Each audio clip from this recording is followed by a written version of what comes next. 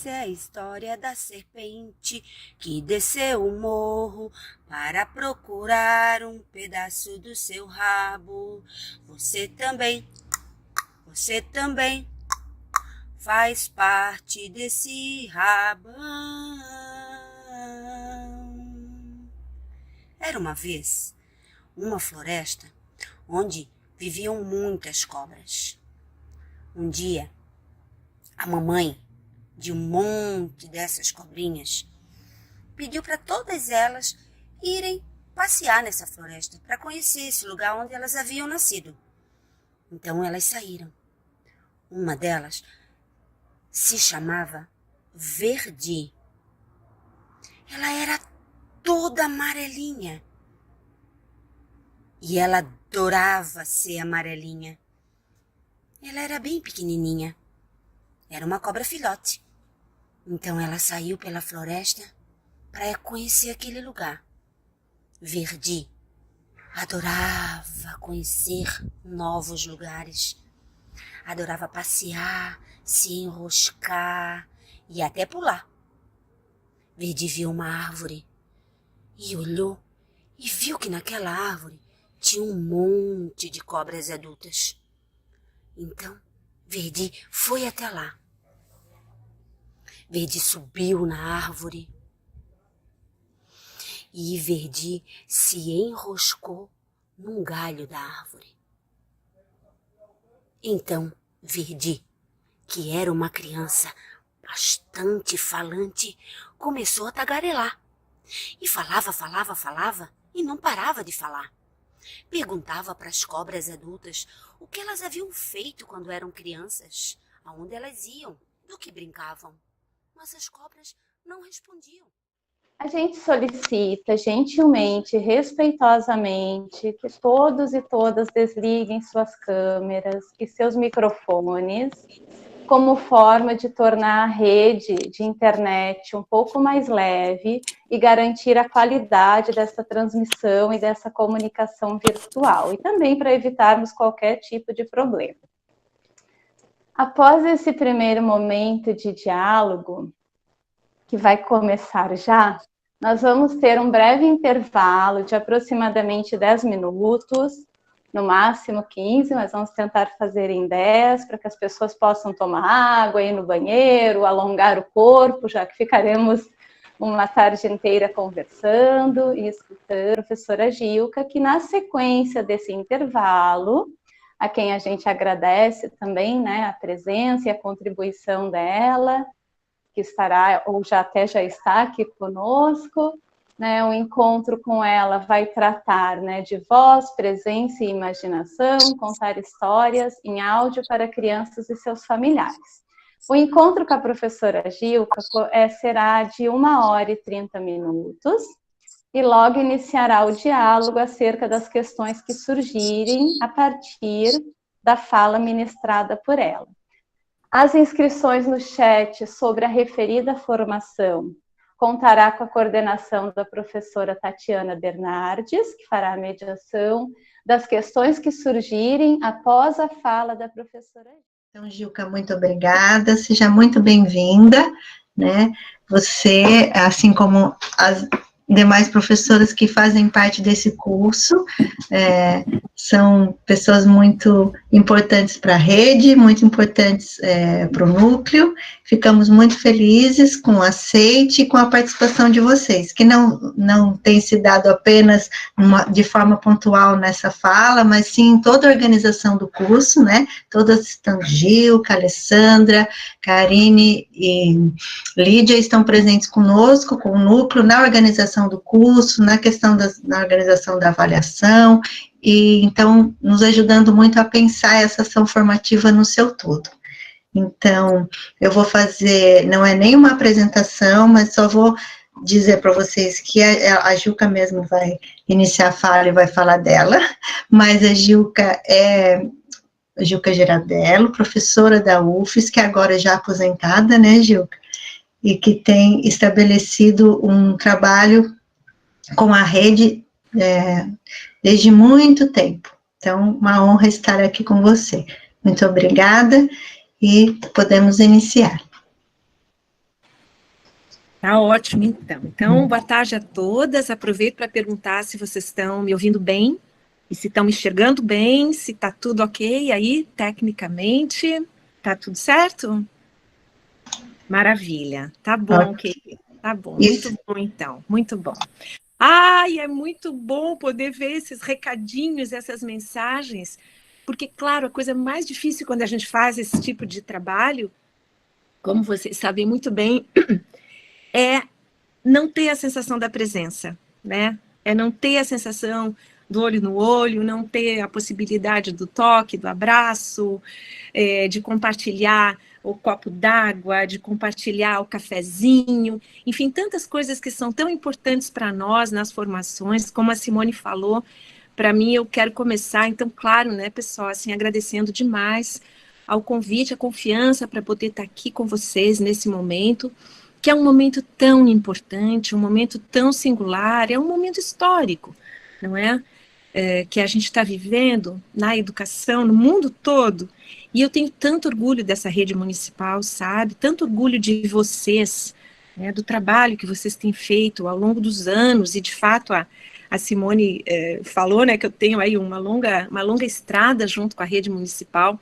Eu estou aposentada, mas eu continuo trabalhando como professora do pós-graduação em educação, então, de algum modo, continuo vinculada, me sinto também aqui representando a UFSC, né, e representando essa parceria que a gente tem há tantos anos, entre tantas pessoas que já vieram antes de mim, que estão junto comigo, que são vocês, e que representam esse laço em defesa da educação pública, em todos os níveis, que é tão importante para nós, e mais importante ainda nesse momento, né? Então, bom,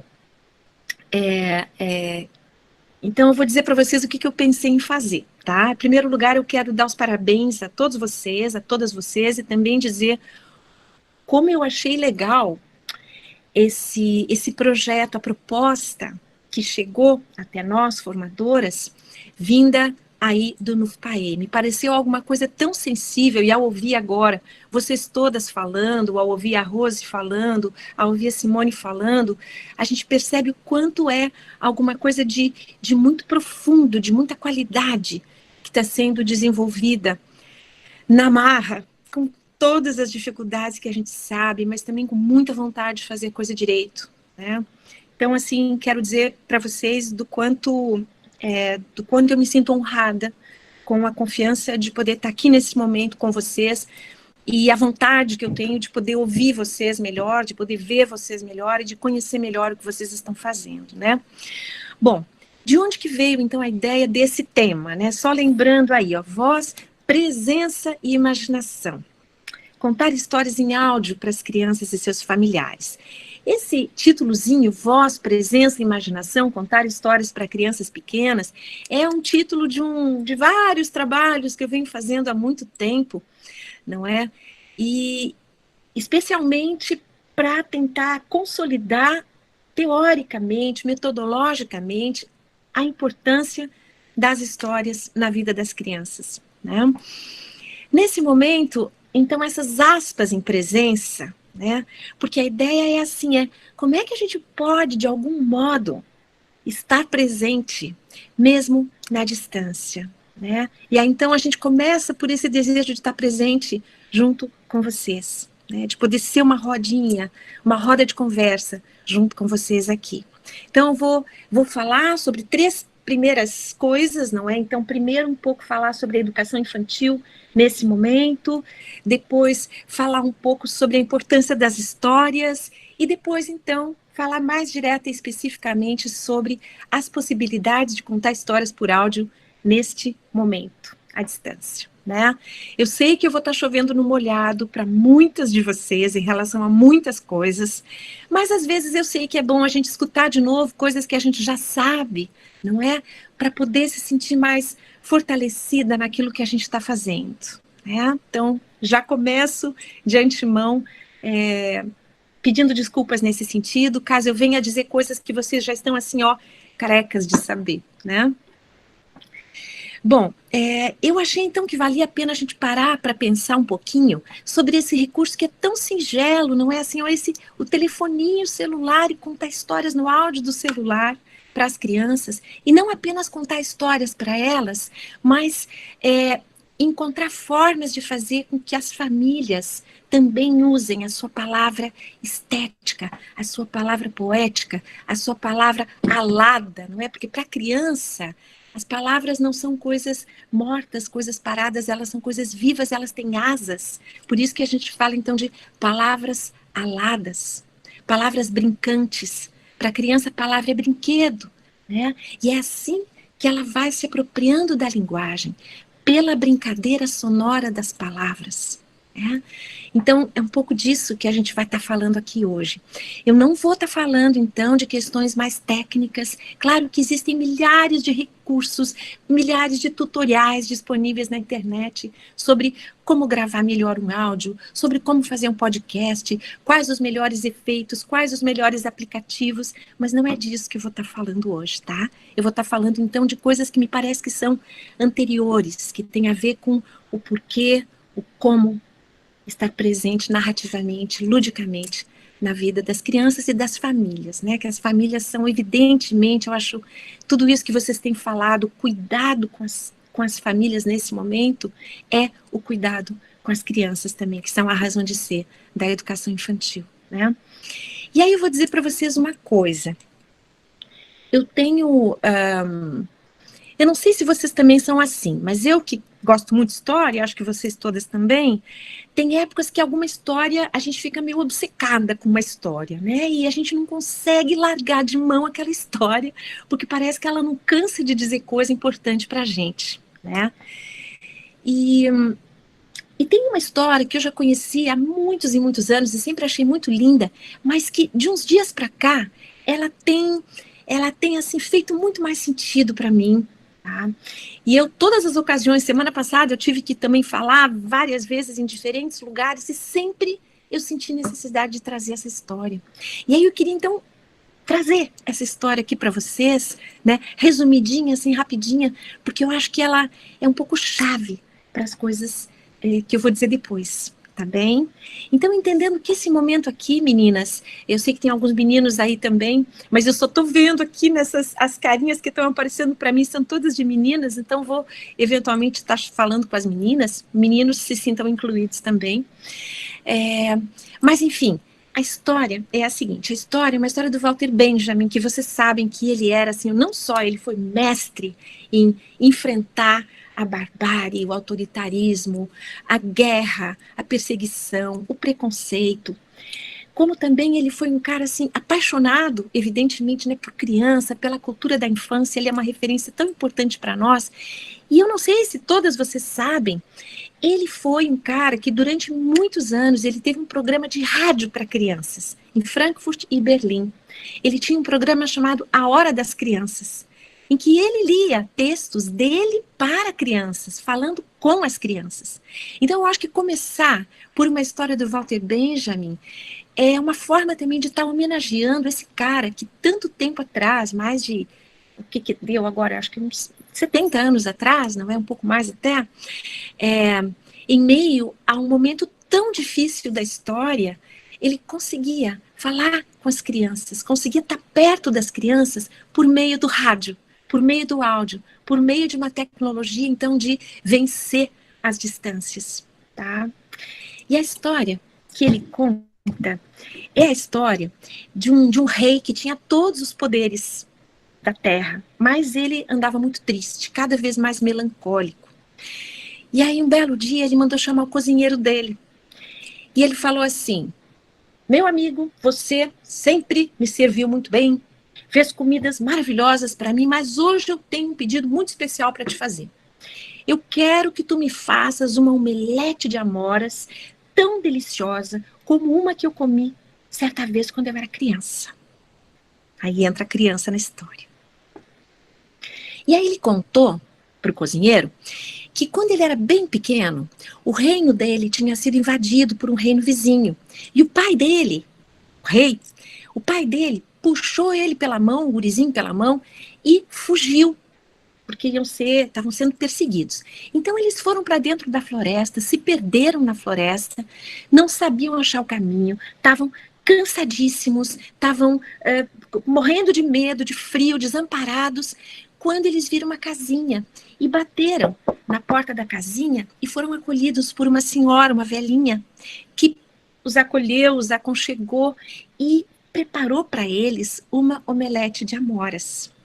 E aí o rei falou assim para o cozinheiro, sabe, eu nunca comi uma omelete de amoras tão deliciosa. Na hora não reparei muito naquilo, deixei passar. Depois que eu já era rei, mandei ver se eu conseguia encontrar a tal da velhinha, mas não a encontrei. E tô com isso na minha alma, tô com esse desejo tão grande, então eu quero que tu me prepares uma omelete igual a dela. Se tu conseguires isso, eu vou te encher de presentes. Mas se não, eu vou te mandar matar. Muito bem. Aí, o cozinheiro real falou assim, ó.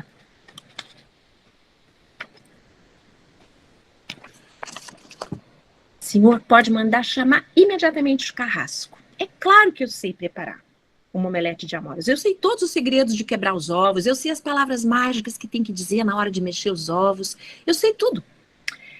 Mesmo assim, eu não vou conseguir fazer uma omelete tão deliciosa como a que ela fez.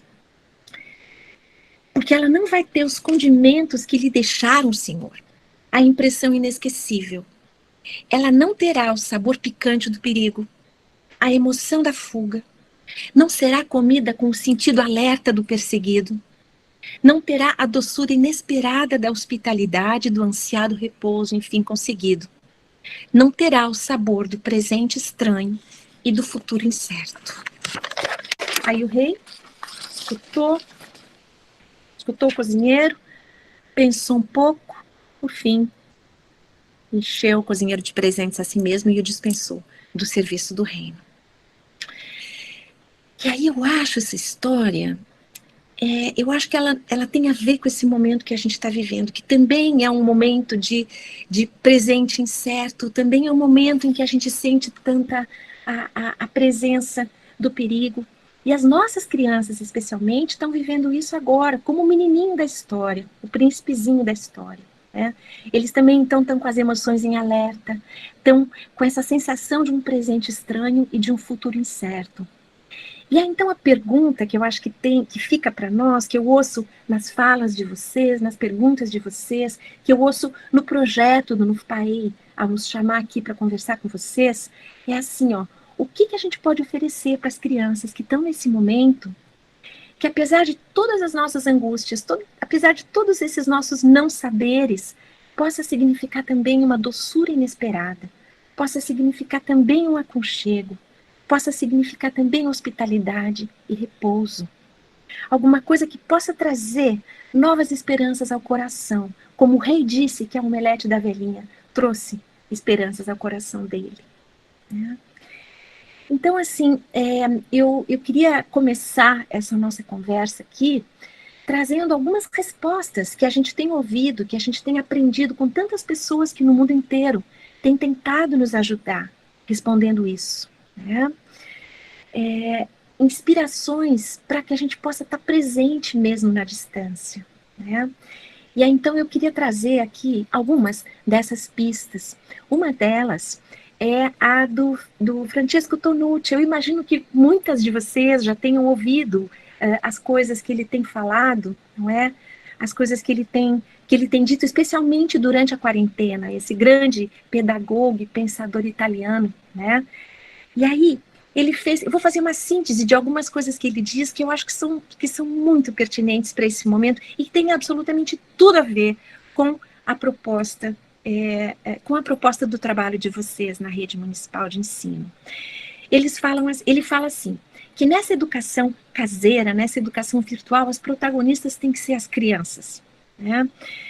As opiniões delas, os pontos de vista delas, os medos, as propostas. Então, acho que como nesse caso acho que foi a Rose que mencionou, não é? O caso dessa criança que não estava querendo ir lá falar no celular com a professora, por mais que a mãe dela insistisse. Nesse momento, claro, respeitamos a criança, acolhemos a criança, não impomos nada à criança e nem à família delas. Né? Aí o Tonucci diz assim, vamos aproveitar a casa como um ateliê, como uma oficina, a máquina de lavar, dobrar a roupa, o sistema elétrico da casa, saber como é que funciona, o sistema da água, o sistema de gás, com a ajuda dos pais, que as crianças vivam essas experiências, que normalmente são dos alunos, para que depois eles possam compartilhar com os professores e com os colegas nos espaços disponíveis, perto ou longe. Né?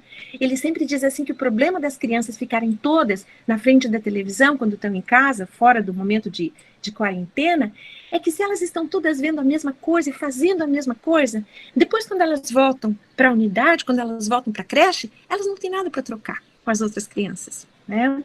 E aí então ele fala assim, fazer coisas juntas, até de repente como é que prende um botão, são coisas interessantes e satisfatórias para as crianças. Construir uma boneca, recortar o paninho, fazer um brinquedo que depois no futuro vai poder ficar alguma coisa tão inesquecível e preciosa para aquela criança lembrar a situação em que ela estava, como a situação de perigo, incerteza daquele menino fugindo com o pai dele na floresta, né, fugindo da perseguição. Considerar a cozinha como um laboratório, onde a gente pode experimentar transformações, fazer pratos tradicionais, compilar as receitas da quarentena para compartilhar com os colegas depois, reconstruir com a ajuda dos pais a história pessoal, com a ajuda de fotografias, com a ajuda dos relatos que os pais puderem fazer sobre a vida daquela criança, né, para que ela depois possa também compartilhar.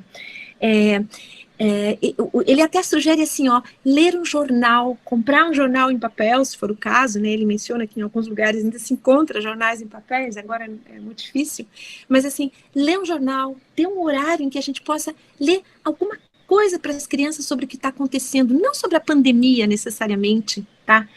E claro que a gente pode pensar assim, para as crianças pequenas, qual é o sentido de ler um jornal para as crianças pequenas, né, que nem estão alfabetizadas ainda. Mas aí eu lembro o caso de uma mãe, ela tinha 3 filhos pequenos, ela me contou certa vez que ela tinha assim uma escadinha de crianças, bebê, 1 aninho e 2 aninhos, e ela às vezes desesperada, não sabia o que fazer para, enfim, acalmar as crianças, ela pegava o jornal e ficava lendo em voz alta. E só de ouvir a voz daquela mãe lendo aquele jornal, eles já se acalmavam, se apaziguavam. E aí a gente já começa a falar do poder da voz humana, que é anterior ao poder da palavra, que é anterior ao verbo, que é alguma coisa que tem a ver com o corpo, que é alguma coisa que tem a ver com a respiração, que é alguma coisa que atravessa galáxias para nos fazer ficar perto das crianças, né? E aí ele insiste muito na importância de ler em voz alta para as crianças, de ter ali que seja 10 minutinhos, todo dia à mesma hora, de ler alguma história, ler um pedaço de um livro, ler alguma coisa que possa até, de repente até um livro grande, mas que cada dia a gente lê um pouquinho, que a criança possa então acompanhar como se acompanhasse uma novela, uma série, né? Criar um pequeno ritual. E aí é óbvio, né, gente, assim, ó, tudo que a gente faz em casa, que possa ser feito conversando com as crianças, né? Claro que são coisas óbvias para nós, que somos educadores, para vocês que são professoras, vocês sabem a importância pedagógica do cuidado, né? Mas são coisas que a gente pode estar compartilhando com os pais, que ficam às vezes tão aflitos, tão ansiosos, achando que as crianças não estão sendo educadas, não estão aprendendo. Assim, conversar com as crianças sobre as pequenas coisas que a gente faz todo dia, isso é tão fundamental para a viagem das crianças, linguagem adentro, né? Outra professora que fala uma coisa que eu acho muito interessante é uma professora argentina chamada Inês Dussel. Ela tem falado sobre o que ela chama de a escola de pantufas, que é essa escola dentro de casa, né? Que sapatos vocês estão usando agora aí, né? A Inês Dussel fala nas pantufas. E ela diz assim, ó, menos é mais. Menos é mais. Ela fala assim, ó, produzir o amanhã também é uma produção. E aí a gente viu quanto ela está questionando o produtivismo, não é? Essa visão e que acha que agora as crianças têm que seguir o currículo, que elas estão ficando atrasadas, que elas estão deixando de aprender tantas coisas importantes. Ela lembra isso, produzir o amanhã também é uma produção, né?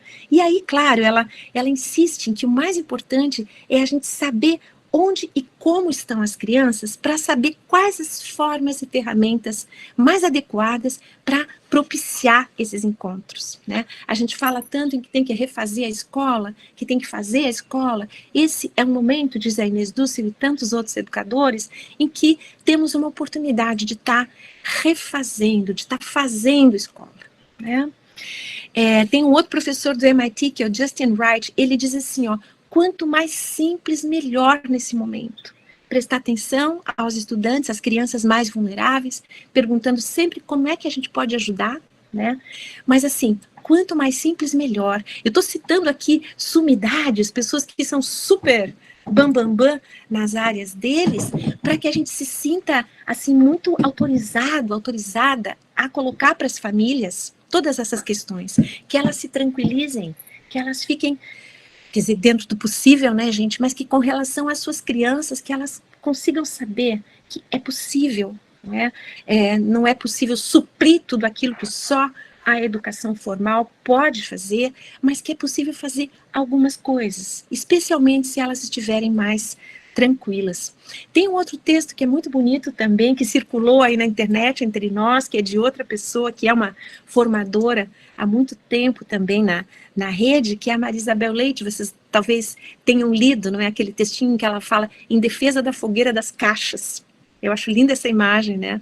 E esse texto, acho que ela em breve vai publicar, mas enfim, só resumindo, ela diz assim, a escola sempre aquela coisa toda de caixinha, né, cada um no seu quadrado, as planilhas, as tabelas, as grades, né, as etapas de desenvolvimento das crianças, né. Aí ela diz assim, o pior é que nesse momento da quarentena, da pandemia, é como se o sistema tentasse se transferir, se teletransportar para a distância, e acaba entrando nas casas como se fosse também dentro das caixas, tudo dentro de caixinha, né? E aí ela fala assim, as crianças, é como se as crianças têm que aprender, elas não podem perder tempo, né?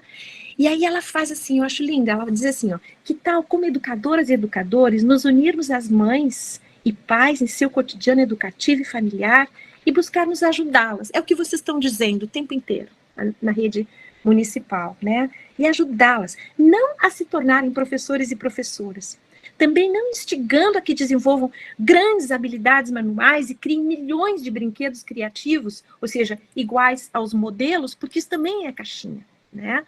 Então, além de todas as angústias que as famílias já têm, ainda achar que elas ainda têm que fazer, quer dizer, estão sempre aquém, nunca estão conseguindo fazer aquilo que elas deveriam estar fazendo. Isso é uma grande geração de sofrimento também para todo mundo, né? Então ela fala assim, falo de ajudar famílias a terem mais presença e interesse, mais tranquilidade, mais paciência, mais calma e sabedoria para enfrentar o novo e o desconhecido. Isso é da Marisabel Leite. Aí eu lembrei também de uma outra grande mestra, Teresita Pagani. Algumas de vocês devem lembrar de um filme, um longa-metragem muito bonito que circulou por aí esses tempos, chamado Sementes do Nosso Quintal. E essa senhora, ela, enfim, deve ter aos mais de 80 anos, ela dizia para os pais assim, pais, com criança é o seguinte, calma e paciência, paciência e calma. E é isso mesmo, é o jeito da gente estar presente, é a gente estar inteiro, né? E quantas dessas histórias acabam nos ajudando a fazer isso, né? Eu, por exemplo, durante essa quarentena, eu tenho mandado, eu estou longe da minha netinha amada de 3 anos, então, assim, o jeito de ficar perto dela é ficar gravando áudios com histórias, tenho gravado histórias para ela, assim, várias vezes por semana, e tem uma que é aquela história da lebre e da tartaruga, né? Então, tem aquele momento em que como é que é a história mesmo? Em que a tartaruga, né, a lebre, ia correndo, querendo chegar na frente e tal, mas aí acabava esnobando, essa tartaruga nunca vai ganhar de mim, eu vou descansar, e deitava debaixo da árvore, e nessas, a tartaruga seguia sempre. E aí, então, o jeitinho de contar era assim, ó, chape, chape, chape, devagar e sempre devagar. brincando, né? E aí isso acabou virando meio que um mantra para mim, assim, até para a família, né? Hoje a gente fala para tudo, assim, devagar e sempre, sempre devagar, porque não tem outro jeito neste momento que estamos vivendo, né? Bom, aí eu queria entrar, então, na importância das histórias, tá, gente? Olha só, o brincar é assim, ó, o brincar de faz de conta é um jeito de contar história, né? E contar história é um jeito de brincar de faz de conta. Então, essas coisas estão extremamente entrelaçadas. Isso a gente vai ver lá no Vygotsky, vai ver num monte de autores, o quanto a brincadeira de faz de conta, ela é a gênese, o embrião da possibilidade de a criança desenvolver a sua possibilidade de contar uma história, o seu desenvolvimento narrativo, então. E aí tem aquela autora Janet Moyles, que tem aquele livro Só Brincar, né, que é muito bonito também, que ela diz assim, ó, transformar a cabaninha na casa, a cabaninha dentro de casa, né, na casa dos 3 porquinhos, dos 3 ursinhos, por exemplo, pode ajudar as crianças a se sentir como é que é estar assustado e sozinho. Proporciona ricas oportunidades de linguagem. Uma mãe pode estar falando, por exemplo, para a criança. Hoje o ursinho me falou que gostaria dessa toalha grande com franjas e desse cobertor listrado vermelho e branco. Ou seja, tudo isso é ampliação de vocabulário, tudo isso é aventura da linguagem para as crianças, né? E aí, assim, ó, o poder da troca narrativa para criar clareiras de encontro e de imaginação. Eu gosto muito dessa metáfora do contar histórias como um espaço que cria uma clareira imaginária, uma clareira de encontro. Porque, lógico, né, pessoal, se a gente, se a gente escuta junto, tá? Se uma de vocês conta para nós aqui uma história, digamos que seja a história da Alice no País das Maravilhas, tá? Eu vejo a Alice de um jeito. Eu vejo o coelho branco de um jeito. Na verdade, eu acho que o exemplo que eu estou dando não é muito bom, porque a gente tem essa Alice da Disney muito fixa na nossa imaginação, né? Deixa eu lembrar outra história, então. Vamos pegar a história, o Gato de Botas, tá? Não, João e Pé de Feijão, acho que tem uma imagem mais forte ainda, né? Assim, cada um de nós vai enxergar mentalmente aquele pé de feijão de um jeito, de um tamanho, vai enxergar o gigante de um jeito, vai enxergar o palácio nas nuvens de outro jeito, mas todos nós vamos ter feito juntos essa viagem, né? E quando a gente viaja junto com alguém, a gente ou nunca mais quer ver a pessoa depois, né, porque dá briga, mas enfim, vamos apostar aqui no positivo, né? Quando a gente viaja junto com alguém, cada dia parece uma semana, e a gente se torna muito próximo, a gente se torna muito íntimo. Então, escutar uma história junto com alguém, contar uma história junto com alguém, ouvir uma história que alguém nos conta, é viajar junto pelos mais diferentes meios de transporte, né?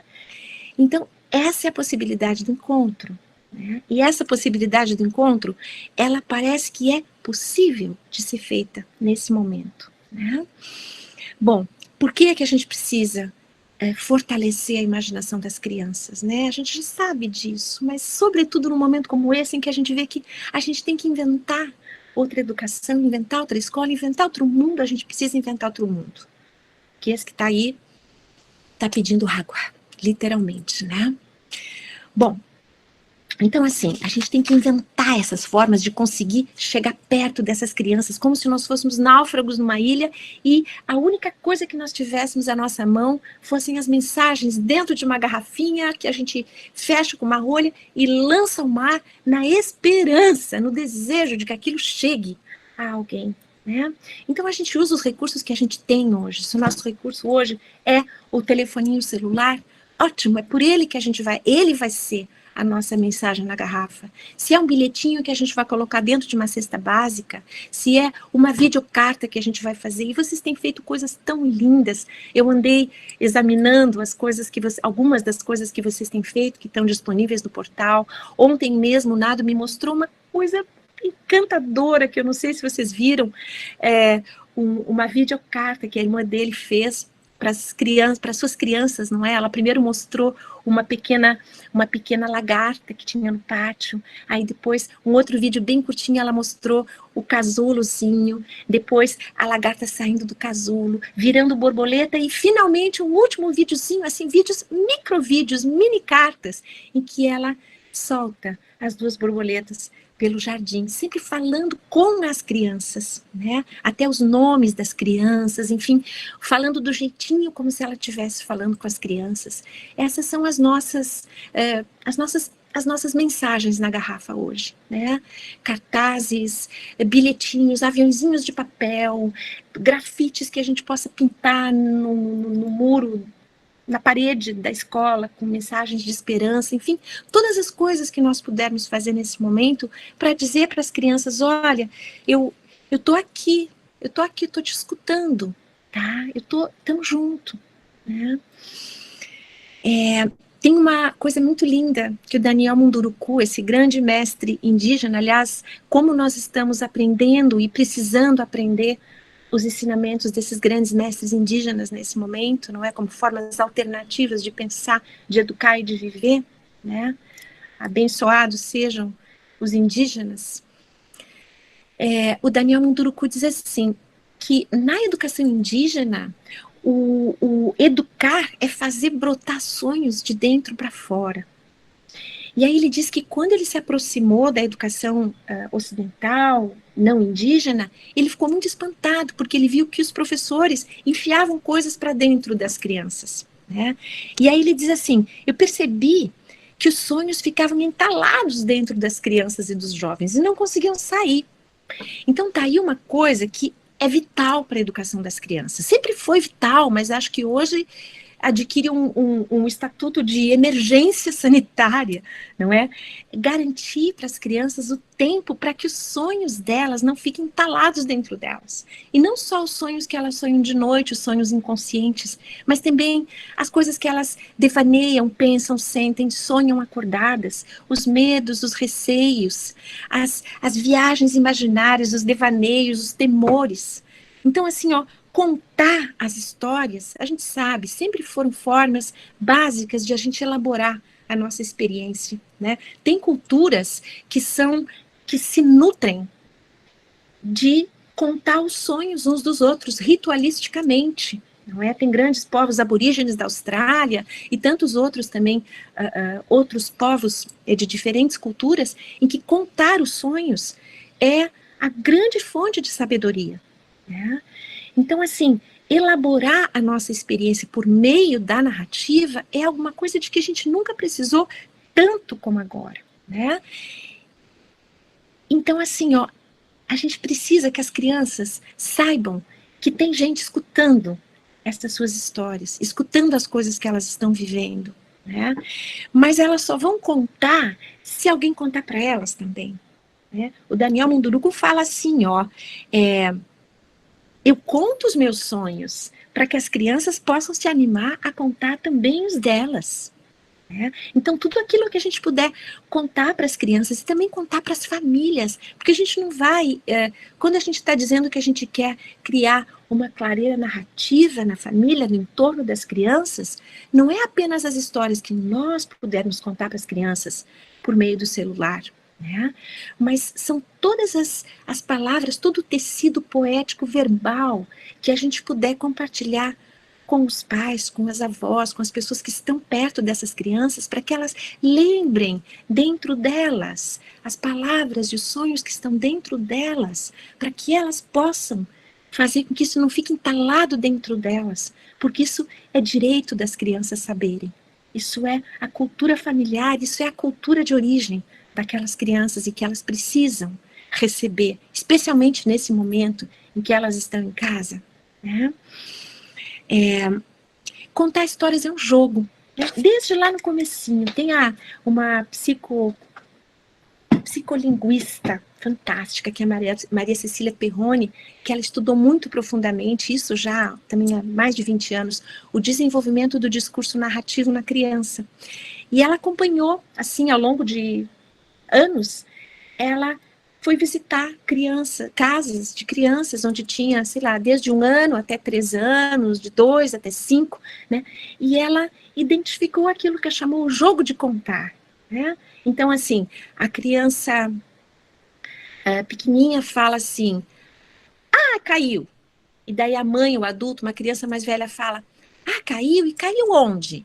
Aí a criança, caiu no buraco. Onde é que é esse buraco? Ou seja, existe um zigue-zague, né?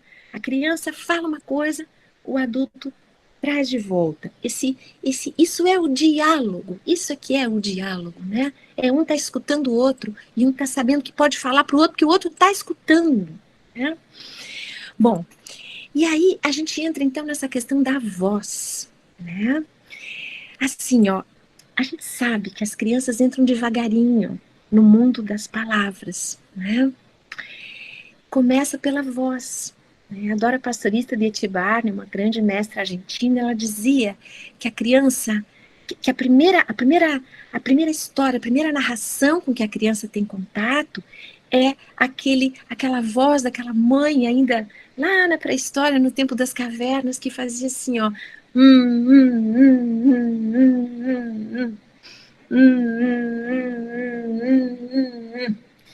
ou seja, aquele canto, aquele acalanto, em que a gente não sabe se é a mãe que está fazendo a criança dormir ou se é a mãe que está se fazendo dormir também. E a gente sabe, vocês que são professoras de bebês, que acolhem bebês, sabem o quanto esse encontro íntimo é mútuo, é recíproco, é profundo, né?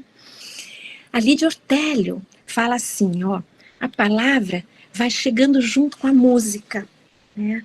Ela canta uma vez, eu vou ter que dar uma olhada no nosso tempo, aqui são 3:50, acho que eu vou ter que andar um pouquinho mais ligeiro, né? Quando for 4:30, isso, né, meninas? 4:30 Isso, Gilca, até umas 4:30. 4:30 eu concluo. Então, tá bem? Tá bom, então tá. Eu vou fazer o seguinte, ó, eu vou falando, tá? Eu vou falando. Se tiver que parar, depois eu complemento em outro momento, complemento na conversa com vocês, tá bem? Eu vou falando. Aí a Lídia Ortélio fala assim, ó, que a gente devia muito mais contar histórias do que separar sílabas. E ela diz assim, nas cantigas e brinquedos cantados está tudo entrelaçado, está tudo que a criança precisa aprender. A linguagem, a confiança no outro, a liberdade. Então, seguindo essa inspiração da Lídia, se a gente propuser para as famílias que lembrem de cantigas da sua vida, e assim, não tem que ser cantigas especificamente infantis, às vezes pode ser alguma cantiga, sei lá, pode ser até alguma coisa pop, que o pai e a mãe lembra. Se eu for voltar atrás na minha vida, eu vou lembrar, acho que é do Calhambeque, do Roberto Carlos, ou até de uma canção que eu achava muito engraçada. Acho que eu era criança, quando eu tinha uma parada de sucessos no rádio, e tinha um cantor que estava por várias semanas lá na frente da parada de sucesso, acho que era Newton César, e que ele cantava assim, ó, receba as flores que lhe dou. Era uma coisa horrorosa, na verdade, mas eu achava aquilo tão engraçado que eu nunca esqueci, porque era assim, aquela intensidade dramática que eu, como criança pequena, ainda não conhecia, sabe? Então aquilo também acabou sendo saboroso. E aí, claro, gente, o importante é colocar a voz, a memória, a partilha, o canto, colocar tudo isso em movimento, né? E é claro que a gente pode ajudar os pais, ajudar as famílias, ajudar as crianças, lembrando também algumas cantigas, né? E algumas brincadeiras. Por exemplo, e aí eu acho que tem uma coisa, eu vi que algumas de vocês estavam falando da questão a preocupação com a imagem, não é? Com a pessoa colocar a sua imagem no público, né? Isso é realmente uma questão muito delicada, né? E ela tem uma dimensão também que tem a ver com até uma timidez muito própria, muito respeitável, que tem a ver com o fato de a gente estar... Porque uma coisa, e aí assim, para quem trabalha muito tempo, não é, com oficina de história para crianças, muitas vezes as professoras dizem, eu não tenho o menor problema de contar história para as crianças. Pago mico, faço qualquer bobagem, sou palhaça e elas adoram. Mas fazer isso na frente dos adultos ou até das colegas professoras é outro papo, né? Então, esse é um problema que a gente enfrenta agora, não é? Como a gente só vai chegar nas crianças pela mediação da família, a gente se sente intimidada também, não é? A gente se sente, pode sentir, enfim, muitas de nós, eu me sentiria, né, constrangida de fazer de ser muito palhaça, de fazer coisas meio ridículas, né, que poderiam ser ridículas ao olhar de um adulto que não está em contato com a sua vida de ludicidade, de imaginação, né? Então essa é uma questão, mas que a gente possa se animar a saber que do lado de lá, no fundo, tem uma criança, mesmo que essa criança seja o adulto, né? Se a gente cantar com carinho, com cuidado, por exemplo, janela, janelinha, porta, campainha, pim, sabe? Se a gente lembrar para as famílias que elas sabem fazer isso, né? Talvez não essa parlenda, mas muitas outras da infância delas, elas poderão reviver, remoer, revolver as gavetinhas da sua memória e entrar em contato com essas pequenas obras de arte saborosas que estão na cultura popular, que estão no imaginário desses adultos, né? Isso pode chegar nas crianças, né? Então, claro que aí tem todo um trabalho nosso também de imaginação. Eu, por exemplo, eu estou olhando agora para essa luzinha da câmera, né? Mas eu estou imaginando vocês, tá? Eu preciso imaginar vocês para que eu consiga falar com vocês, sabe? Então é todo um exercício, quando a gente fala que contar histórias promove a imaginação, começa pela nossa própria, né? Pelo nosso exercício de fazer de conta que a gente está em contato com quem está nos vendo, né? E aí não é fazer de conta, eu sei que vocês estão aí, tá? Bom, então tantas brincadeiras, né? Cai, balão na Rua do Sabão, dedo mindinho, seu vizinho, pai de todos, furabolos. Eu fiz uma lista de coisas aqui para compartilhar com vocês, só para lembrar de coisas que vocês já sabem, enfim, mas vamos um pouquinho mais à frente, né? Então, o estado de presença é o mais importante hoje, né? Assim, o Malbatã falava, a gente tem que, para contar história para criança, a gente tem que ficar pequenininha, a gente tem que se apequenar, tem que chegar, essa ideia do agachamento, não é? De agachar-se, de ficar pertinho da criança, fisicamente, no mesmo plano do olhar dela. A pergunta é, como é que a gente se agacha hoje, à distância? Como é que a gente pode ficar pertinho das crianças, né? Como é que a gente pode como é que a gente pode entrar nesse estado de presença que uma vez eu chamei de conspiração narrativa, tá? Ou seja, se para contar história a gente tem que respirar, a gente tem que então inspirar, respirar junto, tem a ver com essa ideia assim de conspiração narrativa, né? Eu acho que aí tem a ver com uma coisa, já que nós estamos trabalhando com as mídias, a gente tem que meio que deixar de lado o padrão de qualidade, entre aspas, dos youtubers, das celebridades, porque a gente não vai chegar a esse padrão. Vocês vão ter alguns cursos maravilhosos, tanto com a Alessandra Rota, como com a Karine Julie, como a Lídia Coutinho, que vão, sabe, iluminar, engrandecer, enriquecer muito as possibilidades de vocês, e eu também vou assistir, vou aprender com elas, as possibilidades técnicas, de a gente conseguir técnicas poéticas, estéticas também, porque eu sei que elas não vão deixar barato, tá? As possibilidades técnicas de a gente, pelas mídias, fazer coisas bonitas, ricas, interessantes, tá? Mas que a gente saiba que nós estamos fazendo outra coisa. A gente não vai seguir o padrão do mercado, a gente não vai seguir o padrão da celebridade, tá? A gente não vai chegar falando assim, aí galera, até pode, tá? Nada é proibido. Mas enfim, a gente tá procurando outra coisa, tá procurando chegar pertinho de cada pai, de cada mãe, de cada criança, né? E aí, tem uma coisa bonita que é a Betty Rosen, que ela é uma contadora de histórias que fala do poder da narração de histórias na sala de aula. E ela diz assim, ó, a minha voz soava como se eu estivesse planejando uma conspiração com as crianças. Eu acho que no momento que você começa a contar uma história, você traz os seus ouvintes para a sua confiança, você confia neles. O meu tom de voz era o de quem conta um segredo ou uma suculenta fofoca. O efeito, eu acho, não era apenas o de criar uma atmosfera íntima, mas também o de colocar o professor no lugar do contador de histórias, que é portador de um presente pessoal, que é mais precioso ainda porque é efêmero, porque ele acontece no momento e se vai, né? Bom, eu vou pular rápido aqui, depois no debate eu trago algumas outras questões de que não estou falando aqui agora. Mas tem uma outra coisa que é muito importante do contar histórias, neste momento, à distância, é o poder das histórias de elaborar situações traumáticas. Lembrando de novo Walter Benjamin, ele estudou, ele contou como ele via que os soldados que voltavam da guerra, Primeira Guerra Mundial, quando eles voltavam do campo de batalha, eles voltavam mudos. Eles não conseguiam contar o que eles tinham visto. Eles estavam traumatizados. E o trauma é uma coisa que silencia. E quantos de nós, e as crianças, sobretudo, as famílias, podemos estar também um pouco traumatizados por isso tudo que a gente está vivendo, né? E o Bruno Bettelhard falava assim, ó, os acontecimentos traumáticos na vida da criança podem ser melhor elaborados pela brincadeira e também pela brincadeira narrativa, pelas histórias.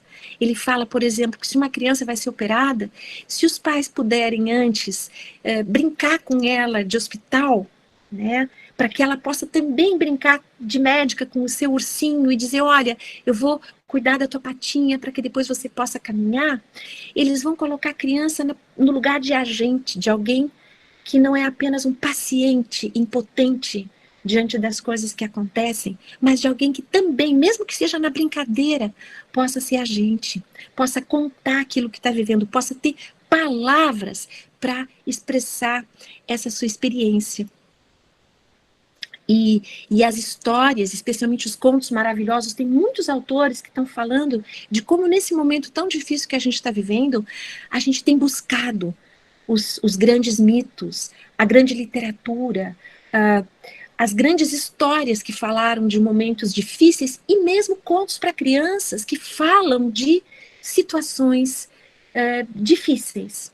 Perdas, guerra, sofrimento, orfandade, enfim. É claro, né, gente, que a gente tem que ter muito cuidado hoje com que histórias escolher para contar, né? Eu fiz a parte da curadoria da Mostra de Cinema Infantil esse ano com a Luísa Lins, e a gente sentiu muito claramente que nós não estávamos querendo compartilhar histórias muito tristes, sabe? Ou pelo menos histórias que não tivessem saída.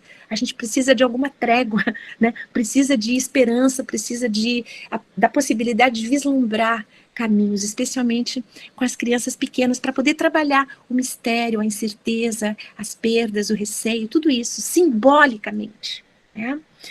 Bom, aí tem outra coisa que é importante lembrar, que é o seguinte: cada um de nós é uma história.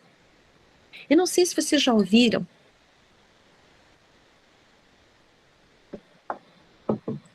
uma canção que o Chico César, né, criou musicando uma letra de um cordelista cearense chamado Braulio Bessa.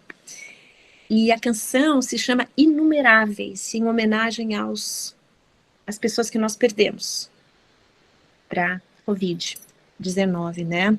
Olha um pedacinho só que eu vou ler aqui para vocês. E eu não vou cantar, tá? E a melodia do Chico César é uma coisa, assim, demais de linda. Mas olhem a letra. Iramar Carneiro, herói da estrada, foi caminhoneiro, ajudou o Brasil. Joana Maria, bisavó gentil. E Cátia Silene, uma mãe dedicada. Lenita Maria era muito animada, baiana de escola de samba sambar. Margarida Veras amava ensinar, era professora bondosa e presente. Se números frios não tocam a gente, espero que nomes consigam tocar. Esse é o refrão que se repete depois de dezenas e dezenas e dezenas de nomes que ele traz, mas cada nome é uma história. Né? Então, assim, a possibilidade de a gente ter muito presente, valorizar muito a possibilidade narrativa nesse momento, inclusive tem a ver com o reconhecimento da dignidade da história de vida de cada ser humano, cada um, cada vida é preciosa e única. Né? Pois então, aí eu me lembrei de uma outra pessoa maravilhosa que eu queria trazer aqui para vocês, que é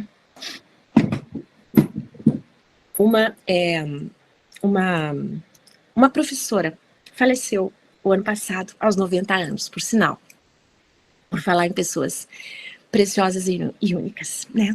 Que a gente perde, mas que deixam tanta coisa para nós, né? Deixam a sua história. E essa professora chamava-se Vivian Gussin Paley. Ela trabalhou 40 anos como se fosse o NDI da Universidade de Chicago, a Escola Laboratório da Universidade de Chicago. Né? E ela, todo o trabalho dela foi assim um questionamento, uma crítica à educação infantil baseada na aceleração do ensino, nos testes padronizados, uma defesa da imaginação, uma defesa da brincadeira narrativa. Né? O trabalho dela é genial. E ela desenvolveu toda uma metodologia lúdica e também muito rigorosa e profunda, que envolvia lindos rituais de criação e de compartilhamento das histórias das crianças. Tá? Depois a gente pode passar uma referência se alguém tiver vontade de conhecer um pouquinho mais do trabalho dela. Mas eu queria citar para vocês uma coisa que ela dizia. Ela dizia assim, olhem que lindo, gente. Estamos sempre na periferia do mundo das crianças. Mas elas perdoam a nossa falta de jeito quando veem que nós respeitamos a sua brincadeira de faz de conta, a ponto de querermos saber o que vem depois. Mesmo a mais tímida criança de 3 aninhos de idade anseia por contar uma história se depois ela for brincada na companhia dos seus colegas. Que coisa boa que uma sala da educação infantil seja povoada por uma grande variedade de personagens, tão diferentes uns dos outros, capazes de satisfazer todos os nossos sonhos. Volta o sonho de novo. A criança diz, olha que lindo, a criança diz, se você me deixar fingir ser aquilo que eu quero ser, enquanto todo mundo assiste e me escuta, eu vou te dar minha história e eu vou escutar a tua. A professora responde, se você e seus colegas encenarem juntos as histórias de vocês, nós vamos ajudar uns aos outros a revelar quem nós somos e quem nós desejamos ser, fazendo da nossa sala uma comunidade mais gentil, generosa e sensível. E aí, tem mais uma pérola. E a pérola é a história do Frederico. A história do Frederico, que a Vivian Paley conta, é assim, ó. Ela diz que uma vez um menino de 3 anos, chamado Frederico, numa turminha dela, disse que a história que ele queria contar tinha só uma palavra. Qual é a palavra? É Frederico. Aí a professora, né, perguntou assim, a Vivian perguntou assim, mas o que você faz na história? Menino, nada. E aí ela querendo assim dar a linha, né, para ele continuar a história dele, ela disse assim, quem sabe você poderia ir para a escola? E ele, não. E ela, só Frederico? Aí ela diz assim, e eu perguntei às outras crianças sobre a história do Frederico. Perguntei assim, ó, tem alguma coisa diferente na história dele? E aí a Laura, uma menina de 4 anos, falou assim, é que ele é o Frederico. Mas vocês viram que a história tem uma palavra só? Eu insisti. Aí o João, de 5 anos, me explicou. Não é uma palavra, é uma pessoa. Claro, uma pessoa é uma história. Todo mundo tinha entendido na sala. Eu é que demorei um pouco mais. Isso é da Vivian Paley. Aí vocês veem que coisa, né? Então, assim, de novo, uma pessoa é uma história, no mínimo, né? E aí a gente entra, então, nessa dimensão do brincar de histórias, tá? Eu acho que nesse momento que a gente vive, mais importante do que contar histórias apenas, é brincar de histórias. Né? Eu acho que isso, inclusive, nos ajuda a perder o medo, nos ajuda a ficar sem tanto receio, né? Claro, vocês acham que eu, quando estou falando aqui com vocês, não fico receosa, né? Pô, esse negócio vai ficar gravado, que sei lá, eu vou falar alguma besteira, alguém vai assistir. Né? Então, claro que são sensações muito, quer dizer, se eu estou só aqui com vocês, tudo bem, né? Aí eu estou me sentindo acolhida pelo grupo, de algum modo a gente se sente, né? Mas o problema é o depois, é quando aquilo ali fica gravado e pode ser, enfim, a gente fica com receio, né? Porém, se a gente sabe que a gente está fazendo coisas que são ancoradas em ideias muito profundas de gente que há muito tempo vem estudando isso, tá? A gente se sente com mais confiança, não é? Para fazer o nosso trabalho como ele tem que ser feito. Por isso que a gente fica pesquisando, né, gente? Todos vocês sabem, olha o que é o tanto de coisa que vocês estudam, e eu também aqui estou tentando trazer coisas aqui para vocês, né? Brincar de histórias, né? E aí, então, assim, tentar contar para as crianças, brincando com vozes, com sons, com ruídos, né? Eu tinha até separado uma história, que é uma história que eu acho muito bonitinha, que criança pequena ama, que é aquele livro fofinho da Teresa Noronha, vocês conhecem, né? Que é a história de um pintinho, né? É a história de um pintinho que estava perdido, tinha perdido a mãe dele, né? E não sabia quem ele era. E aí, então, ele chega para uma pata, eu acho que chega uma pata primeiro, chega para uma pata e pergunta, oi, quem é você? E daí a pata falou, chega para o pato, né? Quem você é? E daí o pato, eu sou um pato. E aí o pintinho fala, e o que você faz? Aí não, desculpa. O pintinho fala assim, quem você é? E daí o pato fala, eu sou um pato. E aí o pintinho quer tanto se identificar com alguém, ele fala, eu também, né? E o que você faz, pato? E daí o pato diz, eu nado. Aí o pintinho fala, eu também, e se atira na água com o pato, quase se afoga. E aí ele diz assim, eu acho que eu não sou um pato, né? E aí ele vai, até que ele descobre quem ele é. Uma história fantástica, cheia de espaço para as vozes, para a gente brincar dessas vozes, não é? Então, assim, por exemplo, se nós estivéssemos aqui juntas numa roda, né, eu podia pedir que cada uma de vocês agora fizesse uma voz, né? Como é que esse pintinho pode dizer assim, eu também, né? Eu também sou um patinho. Digam aí sozinhas onde vocês estão na sala, mesmo que tenha gente em volta, marido, filho, como é que esse pintinho pode falar, eu também? Agora tentem fazer como se ele fosse um pintinho assim mais vigoroso, mais corajoso. Agora façam como se ele fosse um pintinho menorzinho, mais doce, mais tímido.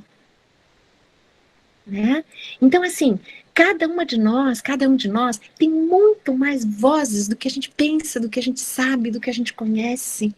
Então, o trabalho com as vozes, né, quando a gente fala que as crianças gostam de ouvir, conta a história fazendo vozes, né? É porque eles gostam que a gente brinque com as vozes, eles também gostam de brincar com as vozes, né? Então, brincar com a voz é um jeito de brincar com o nosso corpo que nos torna presentes também, né? Com a pessoa que está do lado de lá, ouvindo a nossa história, né? Então, experimentar. A história nos veste e a criança quer que a história dê certo. Então, experimentar sem medo, né? Preparar na hora de que a gente for contar uma história, mesmo assim que seja aqui no celular, que a gente conte várias vezes para nós e que a gente experimente várias vozes, que a gente experimente barulhinhos, todo tipo de barulhinho a gente pode, sabe, coisinhas muito simples que a gente pode fazer, barulhinho de tambor, claro, quem sabe tocar violão, flauta, aí já nem se fala que é uma esnobação, mas mesmo aqueles de nós que temos, sei lá, um barulhinho qualquer, que a gente tem, sei lá, pode ser que a gente tenha, um pau de chuva,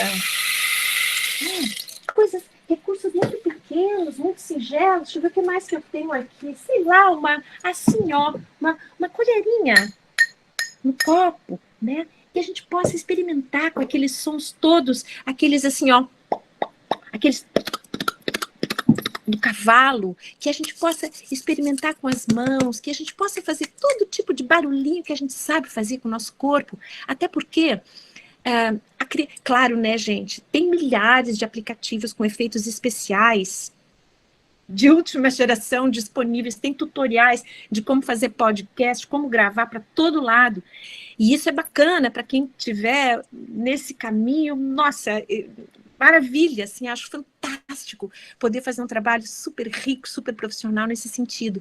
Mas agora a gente está falando da nossa mensagem na garrafa, tá? Então, assim, eu queria, na verdade, assim, que essa fala aqui pudesse autorizar cada uma de vocês, cada um de vocês, mesmo aqueles que não têm esses milhares de recursos ou milhares de experiências em gravar histórias em áudio, tá? Que se sentissem autorizados, animados, fortalecidos. Sabe por quê? Porque a criança vai gostar muito de saber que aquele barulhinho assim, ó, brrr, ou toco, toco, toco, toco, abriu a porta, bateu na portinha na mesa, que todos esses barulhinhos íntimos, caseiros, artesanais, estão sendo feitos pela professora deles, para eles, tá? Inclusive vão se animar sabendo que eles mesmos podem fazer também, sabe? Então tudo isso também é um tipo de generosidade que vem da simplicidade, que tem a ver com aquele menos é mais, de que a gente falava lá no início, sabe, né? Porque se a gente se intimida e pensa, eu não vou me meter a contar. Claro, gente, desculpa, eu não devia ter falado desse jeito, porque eu sei que nenhuma de vocês iria se colocar nessa posição, até porque vocês estão aí agora, né? Mas pode ser que haja colegas de vocês lá nas unidades que não se animem a fazer esse tipo de trabalho, porque podem achar que não iam saber fazer direito, que ia ficar, sei lá, muito artesanal. Mas artesanato é bonito, tá? Artesanato é uma forma de arte. Artesanato é cultura. E, sobretudo, é o que a gente pode fazer agora. E é uma forma de ficar perto, presente, aconchegado às crianças, tá? Bom, a questão do ritmo, da rima, não é? Sempre que a gente puder, ao preparar uma história, valorizar pequenas rimas, pequenos ritmos, não é? Por exemplo, assim, ó, aquela história tão... Qual é uma palavra boa para falar disso? Todas são boas. Eu quero falar da Dona Baratinha. Eu queria falar daquela história assim tão... Olha, não sai a palavra, né? Que gozado. Tão cara, tão querida por tantas gerações de crianças, né? Então, tem aquele momento, tem aquela fala da Dona Baratinha que se ela pudesse ser ritmada, vai ficar muito gostosa de ouvir, né? Por exemplo, assim, ó. Quem quer casar com a Dona Baratinha que tem fita no cabelo e tem dinheiro na caixinha? Nha. Quer dizer, isso sendo repetido é alguma coisa que a criança vai gostar de ouvir, né? E são histórias que a gente vai recriando, que a gente vai inventando, se a gente conseguir, em todas elas, colocar alguma coisa que se repete, alguma coisa que tem um ritmo, que tem uma rima, né? Eu lembro de uma história que eu escutei há muitos anos de uma argentina chamada Marta Salotti, e é a história da Margarida Sete Pétalas. É uma menina que ganhou de acho que era uma espécie de uma fada, assim, uma florzinha, uma margarida, que a cada pétala que ela jogava no ar, ela podia realizar um desejo, né? E daí eu pensei, mas como é que eu posso cantar isso aqui? Eu lembrava vagamente de como a pessoa de quem eu ouvi essa história, 40 anos atrás, tinha me contado, e eu tinha achado tão lindo aquele jeito de contar, mas eu não lembrava como era. Aí eu fiz assim, ó, como é que fala? O encantamento, a palavra de encantamento, assim, ó, até vou olhar para não me esquecer, assim, ó. Voa a pétala, voa no ventinho e no ventão, para todo lado que eu vejo, e quando encostar no chão, realiza o meu desejo, né? Isso a menina repete várias vezes, voa a pétala, voa no ventinho e no ventão, e quando encostar no chão, para todo lado que eu vejo, e quando encostar no chão, realiza o meu desejo. E para as crianças da família, para quem eu mandei esse áudio, né, e para crianças de amigos também, que, enfim, são as coisas que a gente tem feito, várias crianças chamam essa história de ventinho ventão, e é alguma coisa que nem tinha, que eu só coloquei ali para rimar, entende? Né? Quando encostar no chão. Então, assim, as crianças amam as rimas, tudo que a gente conseguir encontrar, assim, de singelo, de belo, que rime, que cante, mesmo sem ser canto, sabe? Isso é alguma coisa que toca, é alguma coisa que envolve, né? Bom, e muitas outras coisas que a gente poderia trazer aqui, né? Que histórias cantar e contar, né? Que histórias cantar e contar nesse momento? O Bruno Bettelheim, quer dizer, vocês vão encontrar cada pessoa, cada professora vai ter uma lista, cada estudioso vai ter uma lista. O Bettelheim, Bruno Bettelheim, né, que é um super estudioso também da importância dos contos de fada, já falei nele hoje, ainda há pouco, ele falava assim, ele fez uma listinha que é assim, ó, histórias capazes de divertir, de despertar a curiosidade, atiçar a imaginação, a inteligência e a compaixão. Porque o que é a compaixão? Né? Aquela capacidade da criança se colocar no lugar do outro. Né? Ela sentir a dor do outro, a alegria do outro, o medo do outro, o sucesso do outro, né? E conseguir, assim, sair do seu próprio umbigo. Né? E isso é uma das coisas mais importantes que a gente precisa na educação das crianças, né? A educação para a imaginação, a educação para a compaixão, para a empatia, para a alteridade, para a pessoa ser capaz de se comover. O que é comover? É se mover com o outro, né? É se respirar junto com o outro, né? É se mexer junto com o outro, é viver junto com o outro, é estar junto com o outro, né? Bom, outra preocupação também, e acho que eu até não terminei a lista dele, mas depois a gente volta. Para além da história única, não é? Vocês devem conhecer aquela fala, que depois virou um livro bem importante, da escritora nigeriana Chimamanda Adichie, em que ela fala do perigo da história única, não é? Ela que cresceu na Nigéria, lendo muitos livros infantis ingleses, e por isso ela achava que todas as crianças saudavam o sol quando o sol voltava, por alguns dias no verão, e comiam maçãs, né? Embora na Nigéria, onde ela cresceu, as crianças não comessem maçãs e não precisava saudar o sol, porque o sol estava brilhando o ano inteiro, né?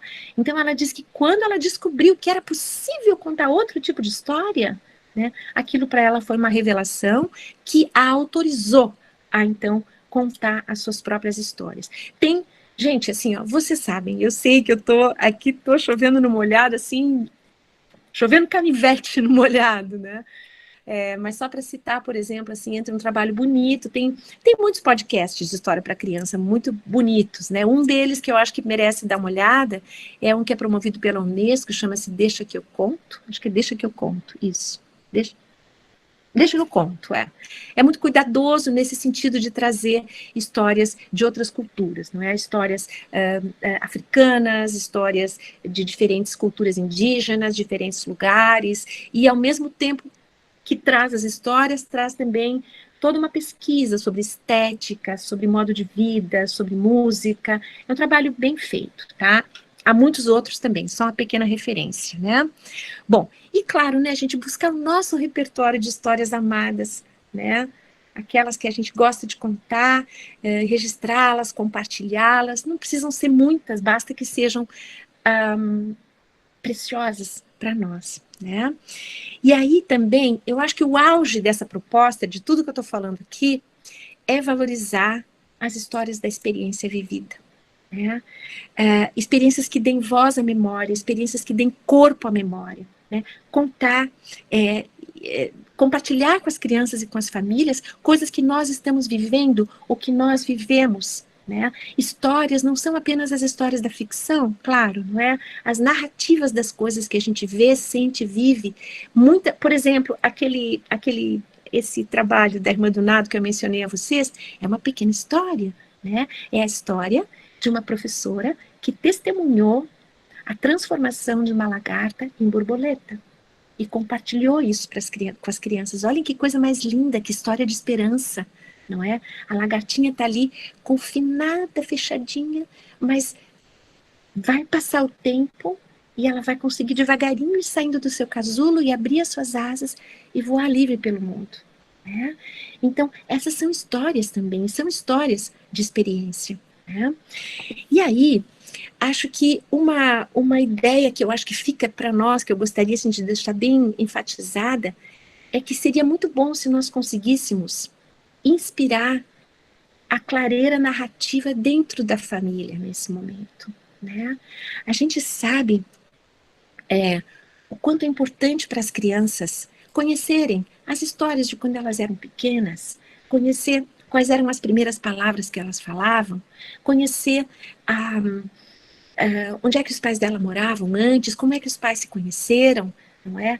Ou, enfim, e não estou aqui querendo falar de famílias nucleares, arrumadinhas, certinhas necessariamente, sabe? Às vezes as histórias mais bonitas podem estar em famílias que são únicas como todas são, na verdade todas são únicas, né? Mas as histórias permitem que a gente veja a singularidade de cada processo, de cada família, inclusive, né? Então, assim, ó, contar histórias para os adultos que estão precisando delas. Quantas vezes acontece de vocês, sei lá, encontrarem um livro ou de receberem na internet uma história para adultos, sei lá, que faz um bem danado para a alma, né? Que dá um consolo, que faz a gente assim, né? Então, os adultos também estamos precisando de histórias. Então, por que não vocês também compartilharem com os adultos histórias para eles, né, de ficção ou de experiência, para que eles se sintam aconchegados, para que eles se sintam acalentados também, né? Eles precisam estar se sentindo bem para que as crianças possam estar se sentindo bem. E aqui eu estou reforçando, repisando, repetindo algo que vem sendo dito ao longo dessa formação inteira. Não é? Fazer um telefone sem fio de histórias em que cada família inventa um pedacinho, quem sabe, né? Propor que as crianças contem histórias dos seus brinquedos amados, dos seus personagens, sugerir brincadeiras que comecem, por exemplo, assim, ó, uma vez a tua avó, tá, tá, tá, tá, tá. Uma vez o teu avô, tá, tá, tá, tá, tá. Uma vez quando eu tinha a tua idade, a primeira vez que eu, tá, tá, tá, tá, tá. Naquele tempo eu, e foi assim que eu, nunca esqueço uma vez quando, sabe? Assim, buscar na nossa experiência aquelas experiências, desculpa, repetir, aquelas situações inéditas, raras, enfim, singulares, engraçadas, que possam enriquecer o universo cultural, subjetivo das crianças, fazendo com que elas se sintam pertencendo a uma comunidade. Porque contar história é criar comunidade, né? Viver aquela viagem comum de que a gente falava antes, lá do João e Pé de Feijão, é virar uma comunidade, né? Comunidade é um grupo de pessoas que têm coisas em comum, mesmo que sejam as imagens, os sentidos de uma história, né? E aí eu queria, então, para concluir mesmo, já está na nossa hora, 5 minutinhos aqui, quero contar uma última história. E é uma história para adultos, tá? Uma história para vocês, uma história para nós, que eu também gosto bastante de contar. Quem já andou fazendo aí alguma coisa comigo já me ouviu contar, né? Até vou tomar uma água, porque eu acho que tem a ver com esse momento que a gente está vivendo. Comecei com o Walter Benjamin falando da criança fugitiva na floresta, né, e vou terminar com uma outra história que eu acho que tem a ver com esse momento também. É uma história que conta o seguinte, que há muito tempo atrás, numa tribo judaica, a cada vez que uma catástrofe se aproximava, podia ser um terremoto, uma guerra, uma peste, todo o povo olhava para o rabino, para o religioso, o mestre, o sábio religioso da vila, e esperava que ele fizesse alguma coisa. E o rabino, então, cumpria um ritual muito ancestral, que era o seguinte: ele ia até um determinado lugar da floresta. Ali ele fazia uma fogueira, seguindo passos muito precisos do ritual, e ali ele dizia uma prece. E a catástrofe era afastada. Muito bem. Passou-se mais uma geração e aquele rabino morreu.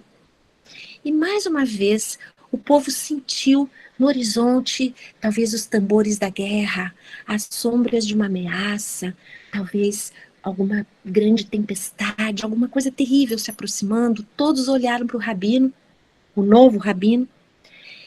Só que esse rabino, ele não lembrava o lugar exato da floresta onde o ritual tinha que ser cumprido. O que ele podia fazer? Todo mundo olhando para ele. Ele foi até o lugar ali da floresta que ele achou que era o mais conveniente, e ali ele fez a fogueirinha seguindo os passos precisos do ritual. Ele disse as palavras da prece e foi suficiente. A catástrofe foi afastada. Passou-se mais uma geração e novamente uma coisa terrível vinha se aproximando. Todos olharam para o novo rabino né? Só que esse rabino, coitado, ele não só ele não lembrava o lugar exato da floresta onde tinha que fazer o ritual, como também ele não lembrava o jeito certo de fazer a fogueira. Ele então foi para algum lugar da floresta, fez a fogueira do jeito melhor que ele conseguiu ali, disse as palavras da prece e foi suficiente. A catástrofe foi afastada. Muito bem. Passou-se mais uma geração. E aí então a gente encontra o herói dessa história. O pobre do rabino Israel Rizin, que quando então chegou a sua vez de ver todo o povo olhando para ele, esperando que ele fizesse alguma coisa, porque alguma coisa terrível estava prestes a acontecer, o que ele podia fazer? Não só ele não sabia o lugar certo da floresta, como ele também não sabia direito como fazer a fogueira, como também ele não lembrava das palavras da prece. A única coisa que ele pôde fazer foi contar a história. Essa história que eu acabei de contar para vocês, e vocês sabem, a catástrofe foi afastada. Então, queridas, assim, ó, fica essa partilha aqui de um recado sobre a força das histórias, o poder da voz humana e o desejo de que nós saibamos lançar as nossas mensagens na garrafa para poder estar junto com as crianças e com as famílias nesse momento em que todos precisamos disso. Muito obrigada, queridos. À disposição, então, da conversa com vocês. Então, Gilca, tá todo mundo maravilhado, né? Tá todo mundo aí, a palavra da tarde, a sensibilidade, né? Muitas indicações ali no chat, as meninas agradecendo, né? Quero agradecer, né, no nome do núcleo, né,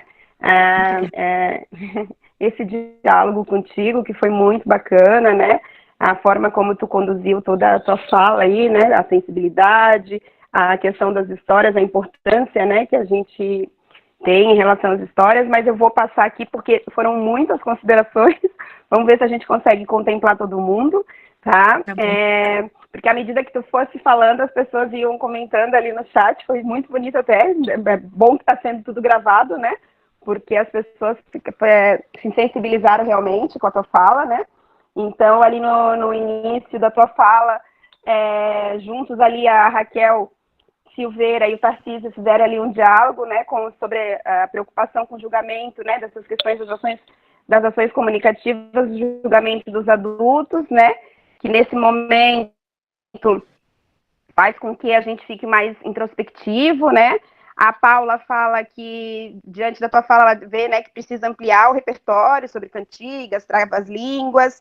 A Elis diz que buscar nas famílias suas crianças interiores, né, nesse diálogo com elas. A Nicole diz que o pai dela contava histórias, né, do Naba Ratan. Aí outra falam aqui também do poder das histórias. Deixa eu ver mais um pouquinho aqui, meu Deus, foram muitas considerações, Gilca. A Paula fala sobre... me contares, Tatiana, porque eu não estava durante a fala, que eu preciso me concentrar, então eu não vi os recadinhos, tá? Então eu te agradeço muito. Tá, eu tô lendo, vou ler mais devagar então, tá? Não, a Paula fala sobre a elaboração, né, que fizeram, ela conta, né, ela socializa ali que eles fizeram uma elaboração somente com áudio e efeitos especiais, e que ficou muito bacana. A Rosilene diz que a sua fala lembra o filme O Menino do Pijama Listrado. A Paula diz que precisou, né, da formação para entender a potência de contações de história e de coragem para descobrir como é maravilhoso ver aqueles olhinhos atentos à próxima parte de cada história. Diz que é um privilégio essa formação. A Liz, novamente, fala que leva os grupos dela, né, a escutar o som da natureza e pequenas trilhas próximo ao mar, né, para ouvir os sons.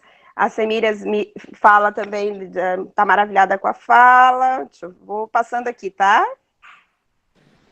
A Ângela Cardoso diz que se sente encantada e alimentada com a sua fala, professora Gilka, com tantas contribuições, né, que enriqueceram aqui a tarde de hoje. Outras pessoas aqui, a Marilete, falando, né, que está encantada, que é excelente.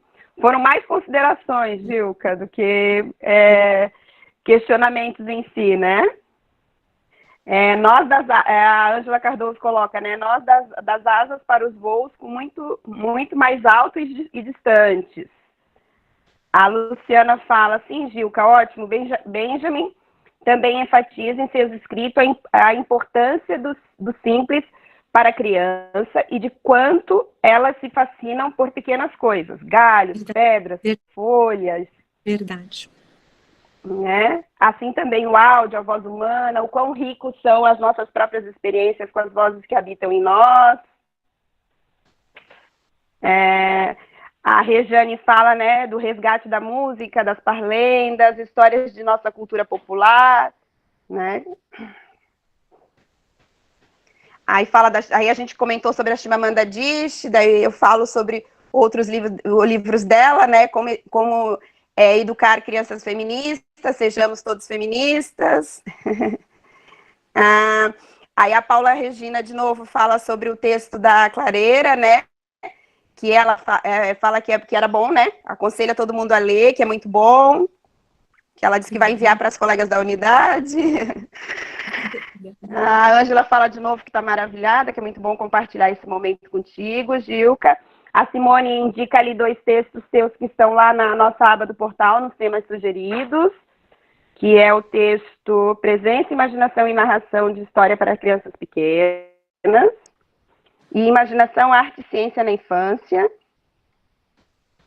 A Paula faz uma consideração, deixa eu ver...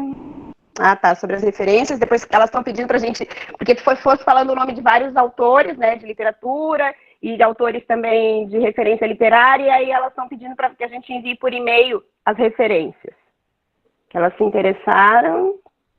A Carmen também indica mais uma leitura sua, porque toda criança precisa brincar muito. Deixa eu ver, Gilka, foram várias considerações aqui, viu? O pessoal tá... Deixa eu ver, parabéns. E acho que foi isso, Gilka. Se quiseres comentar um pouquinho, todo mundo agradecendo pela tarde, pelas considerações, pela fala, gratidão. Olha, Regina, muito obrigada. Eu queria, assim, agradecer demais, assim, a todas vocês, né, a todos vocês que estavam aí escutando. Eu juro que chegou uma hora, assim, não sei se vocês já tiveram nessa situação, claro, todas já estivemos aqui, né, tá todo mundo trabalhando em lives, mas, assim, de ter que falar tanto tempo sem conseguir ter o retorno, sabe? E é tão estranho, né? A gente fica assim, chegou uma hora que eu pensei assim, será que de repente já não caiu a internet? Eu estou falando aqui sozinha, não tem ninguém ouvindo, né? Então, assim, é muito bom, assim, realmente dar um aconchego no meu coração, assim, sabe? Ouvir o retorno de vocês, tá? Porque a gente está falando disso, né? Da importância do diálogo, de um falar e de outro escutar, né? Então, assim, agradeço demais o carinho de vocês. Eu comecei essa fala falando da potência, né, do trabalho que eu sei que vocês fazem nas unidades de vocês. Aí eu pensei assim, talvez só de compartilhar uma coisa que eu não deu tempo de falar, tá? Que eu pulei por cima, que eu acho que é uma coisa tão bonita. É assim, a Maria Isabel Leite, ela estava organizando um projeto em que elas iam entrevistar a Magda Soares, a grande professora Magda Soares, não é? A grande, enfim, estudiosa, professora federal de Minas Gerais, que é uma enorme mestra nossa, não é? Na questão da linguagem, do letramento, da literatura, não é? Ela foi a grande inspiradora daquele projeto, Programa Nacional Biblioteca da Escola, não é? Que fez com que as nossas bibliotecas estejam cheias de livros maravilhosos, né, que foram selecionados a partir de um critério, não somente ela, não é? Acho que Cida Paiva foi outra coordenadora também junto com ela, mas foi um projeto muito criterioso, não é? Que infelizmente foi interrompido, como tantas outras coisas muito boas. Mas, enfim, aí a Bel Leite me deu a oportunidade de mandar por escrito uma pergunta para Magda Soares, tá? Esse é uma coisa que não foi, também ainda não foi, não, vai ser publicada, mas eu acho tão lindo um pedacinho de uma coisa que a Magda Soares disse na resposta, que eu queria compartilhar com vocês, tá? Eu perguntei para ela assim, ó, eu falei assim, a arte da literatura, a gente sabe, né, que é capaz de nos ajudar, de dar um pouco de alívio em tempos difíceis como este, daí eu queria saber o que ela andou lendo, o que ela anda lendo na quarentena, né, fiquei com essa curiosidade, assim. E daí ela disse assim, ela falou várias coisas, mas eu vou resumir aqui, ela disse assim, eu sempre fui desde criança uma leitora voraz, enquanto as minhas irmãs pediam bonecas, eu pedia livros, né, elas sempre foram para mim, e aí ela cita o título de um livro da Marina Colasanti, fragatas, quer dizer, navios, né? Fragatas que me levavam para outros mundos, presentes ou passados, reais ou fictícios. Sempre procurei que as crianças considerassem os livros assim, fragatas que nos transportam para outras vidas, nos fazem conhecer outros seres humanos, outros sentimentos positivos ou negativos, e a nossa visão de mundo se amplia enormemente. E daí ela conta, não é, que ela andou lendo vários livros, né? Ela menciona Chimamanda, menciona John Palahiri, menciona Machado de Assis, e daí ela disse assim, eu reconheço que são leituras que podem ser consideradas como estratégias de fuga desse nosso país no momento atual, mas me consola ver que houve e há outros mundos, outras gentes, outros contextos que nos afastam, pelo menos pelo tempo da leitura, das nossas atuais desesperanças. Não é? Então ela está falando aí daquilo que o Antônio Cândido falou lá em 1988, que é o direito à literatura. Né? Ele vai dizer que, e aqui a gente não está falando, como ele também não fala lá, da literatura só como texto, como livro. Né? Ele está falando da narrativa, da possibilidade da ficção. Né? E ele diz que é um direito, porque a literatura nos tira do caos, estou citando assim meio de cabeça, né? Ela nos tira do caos, ela nos organiza, e aí ele diz assim, se a gente não consegue passar 24 horas sem seguir alguma narrativa, mesmo que seja nos sonhos, então é porque a literatura é um direito, e tem que ser atendido sob pena de mutilar a nossa humanidade, tá? Então assim, ó, eu acho que esse é o momento em que a gente ir buscar esses grandes, e se inspirar nesses grandes, né? Até para ver como é que eles passaram por momentos difíceis, né? Pode ser alguma coisa que realmente nos ajude a manter a nossa humanidade nesse momento tão extremo, né? Mas que vai passar.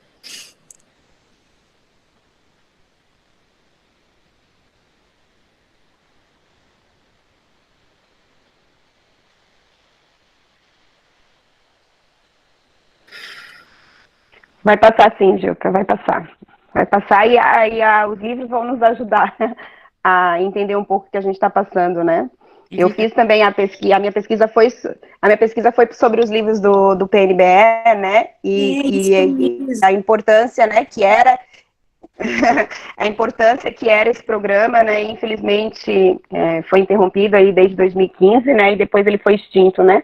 Porque realmente a maioria dos eu trabalhei 8 anos nas nossas unidades projetos vieram pelo programa. Assim, e posso testemunhar que é uma coisa que nunca foi feita. Nunca existiu antes no Brasil algo coletivo de tamanha qualidade que tenha feito tanto pela experiência literária das crianças do Brasil. Né? São esses livros maravilhosos que estão nas escolas, né, ainda. E por muito tempo, né, porque foi um projeto de governo que ele acabou se estendendo por muito tempo, foram 17 anos, né? A educação infantil,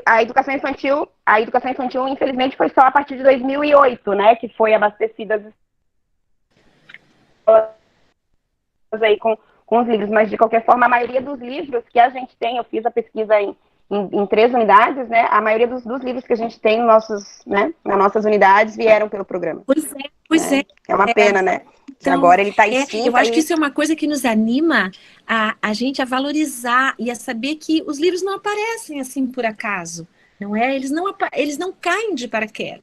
Livros de qualidade, né? São projetos, são gerações de pessoas que estão ali se esforçando por essas ações. Então, eu queria agora aproveitar isso para dizer assim, ó, o que vocês estão fazendo agora, eu acho que eu volto àquilo que eu falei no início, tá? Aquela omelete de amoras que acalentou o coração daquele menino naquele momento de incerteza e de perigo, tá? Que ele nunca esqueceu. Pequenos gestos que não são pequenos, que podem parecer pequenos para vocês agora, eles são gigantescos no contexto em que as crianças estão vivendo, e eles podem significar, quando essas crianças, que são as crianças de vocês agora, quando elas tiverem 50 anos, quando elas tiverem a idade de vocês, 60 anos, 30, 40, poderão lembrar o significado que teve um gesto pedagógico, poético, afetuoso, amoroso da professora deles nesse momento, né? Não só eles, como também os seus pais, os seus familiares, né? Então, acho que é um momento, assim, realmente, assim, de estar junto, né? É muito importante que a gente consiga estar junto, como vocês, mais uma vez eu venho a dizer, como vocês, nesse lindo projeto de formação, estão fazendo acontecer, tá? Professora, eu gostaria de socializar que o vídeo que a senhora falou da Irmã do Nado, a gente fez umas oficinas com as unidades para que elas pudessem, uma oficina técnica, né, e o Nado que teve à frente aí, para que elas pudessem acessar o portal e alimentar, né, e ele socializou o vídeo, que é muito bonito, com muita sensibilidade, nossa, muito bacana o vídeo da irmã dele, né? Achar ótimo. Não sei se alguém gostaria... Oi? Oi, dá licença. Pode falar. Então, tem aqui um pedido para a gente abrir as câmeras. Eu só primeiro queria fazer uma colocação muito rápida, agradecer, né? Mais uma vez a Gilca, agradecer pela tarde, mas também relembrar a todos que 3 textos da Gilca estão, né, lá no portal educacional. Nós temos uma aba do portal chamada Temas Sugeridos. Abaixo do tema sugeridos tem vários temas, né, relativos à nossa prática e reflexão, e eu não me lembrava de um, a Cá me lembrou, eu já fui lá, já coloquei o link aqui para vocês, mas que é bastante importante fazer esse passeio pelos temas, porque às vezes os temas foram criados ali, os textos foram colocados ali, né, para fomentar, para colaborar com a formação, mas as formações aconteceram já faz um tempo, mas agora, né, quem tiver interesse em olhar, às vezes pelo título a gente já se encanta, e daí vai dar uma olhadinha para ver se, né, se tá ok.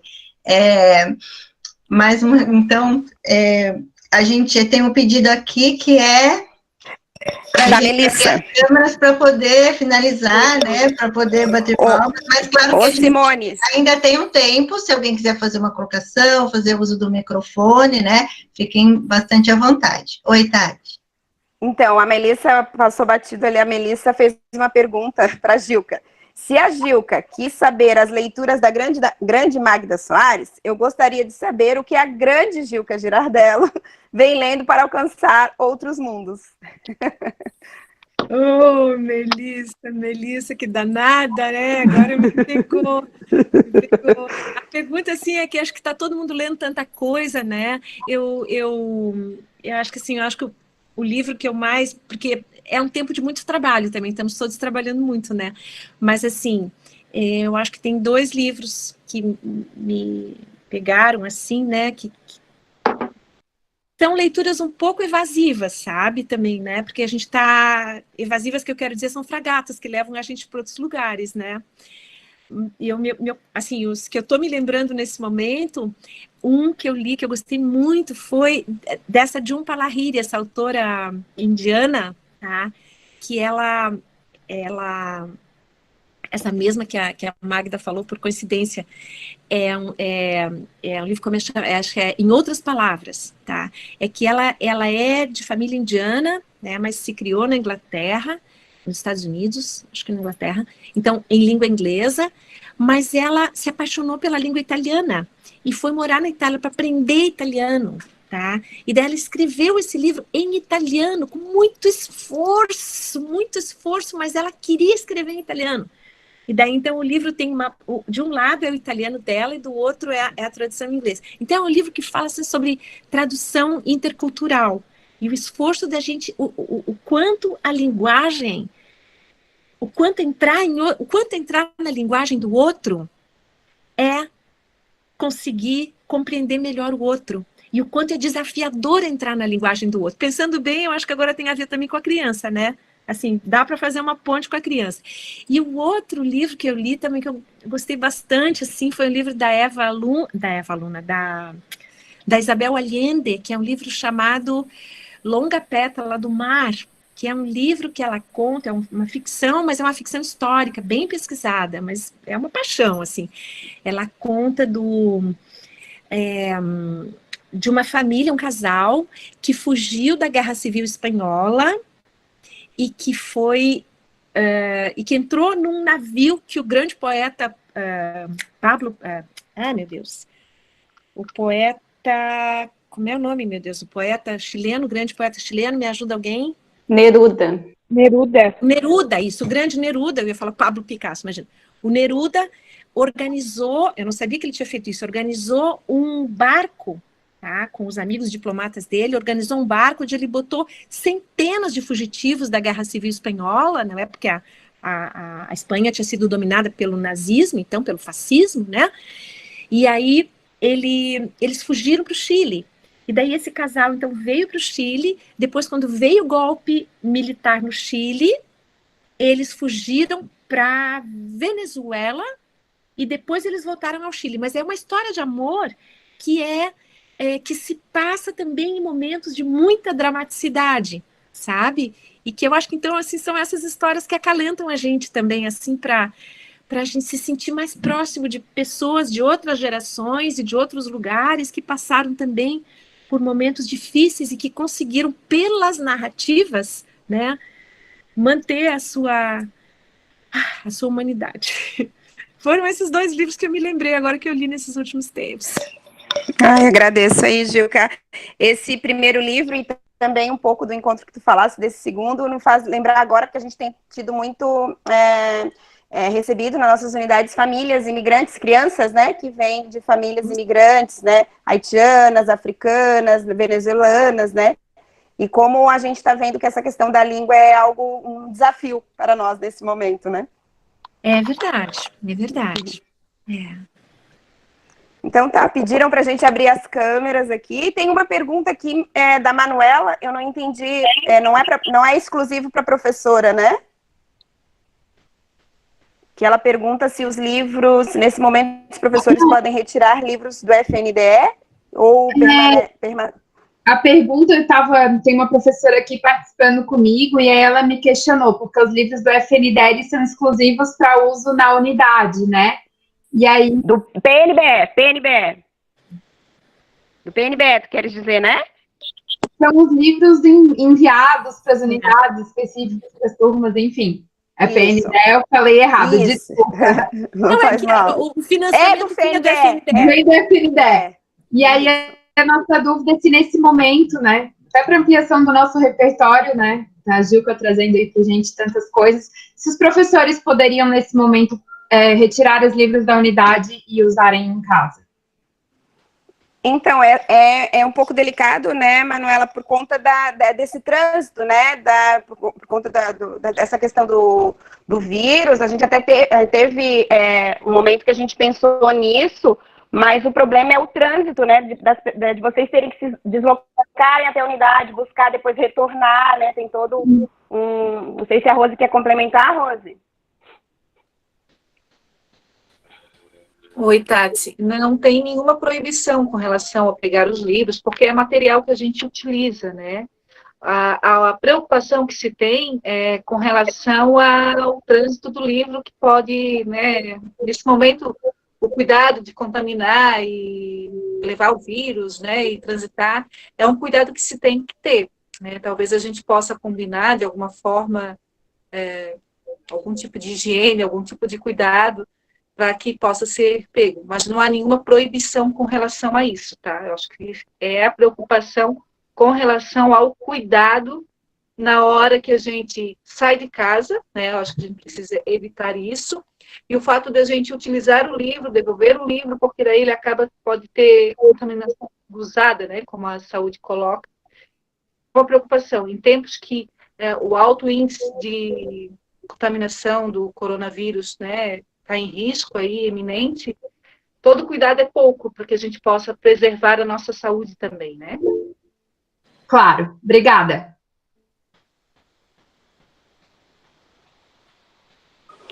Então, agora a gente pediram para a gente abrir as câmeras.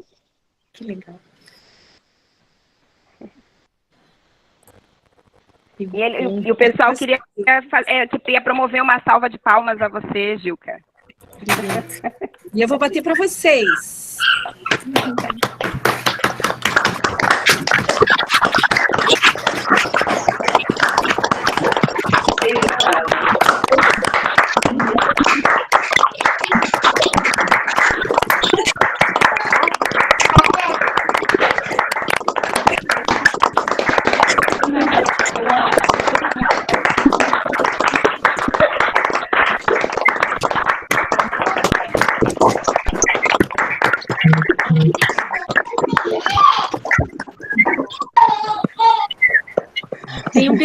Tem um bebê no fundo falando.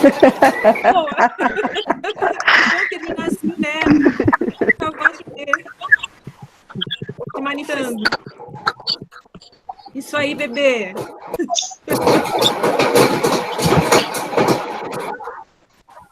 Ai, que lindo! Tá aí o bebê! Oi, bebê! Como é o nome desse bebê?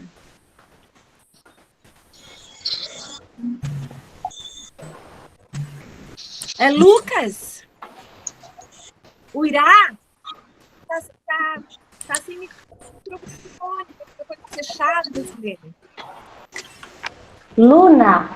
Luna! Ai, que linda, Luna! Oi, Luna! Tchau, Luna! Que linda! Que linda!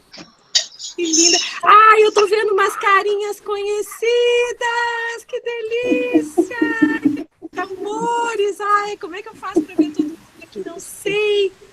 Não sei como fazer, gente. Depois em algum lugar eu quero ver. Que lindos, que lindo. Não consigo saber como que é você, todo mundo. A gente fez alguns prints, Gilca, depois eu te envio.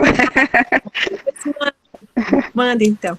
Queridas, se cuidem, queridos, se cuidem bem, tá bom? Cuidem assim, ó, ai, da mente, da alma, da saúde, da família, tá? Muita saúde para todo mundo. Se cuidem muito bem, que vocês são muito preciosas.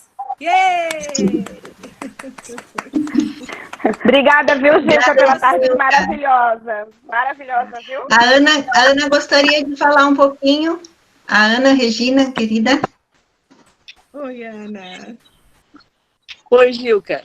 Oi, querida. Não tô... Opa, cadê a Gilca? Tá aqui. É sempre importante te ouvir, te escutar, né? É sempre bom demais, em especial nesse momento que a gente vive. Mas eu queria fazer um pedido de desculpa pública aos participantes da live. É que no início da tarde eu tive um problema com o meu acesso aqui em casa, a conexão só voltou depois das 3h15. E aí tinha algumas questões que estavam, que eram retomadas do outro grupo, do outro encontro, né? Então quero pedir desculpa porque foi involuntário. Essas coisas da tecnologia é isso, né? Volta e meia a gente vira refém delas. E a gente não consegue ter o controle. Mas as meninas já me disseram que a Rose respondeu, em nome do NUFPAE, as questões que lá estavam. Então eu peço aqui desculpa publicamente, né? Mas foi involuntário. E é bom demais te ver e ver esse pessoal empenhado aí em ouvir, em escutar, em perceber, porque eu acho que o movimento é esse, né? Nós nos unirmos e eu vou por essa ideia também, que menos é mais. Então, isso é fundamental para a gente acalentar um pouco o nosso coração. Um beijo grande, Gilca, e todos vocês. Um beijo, querida. Muito bom te ver. Obrigada, Ana. Quer fechar o encontro? Eu já falei, Simone. Bom, obrigada, então. Então, a gente vai encerrando, né? Não sei se mais alguém do núcleo gostaria de falar algo. Rose, por favor. Simone, só para lembrar,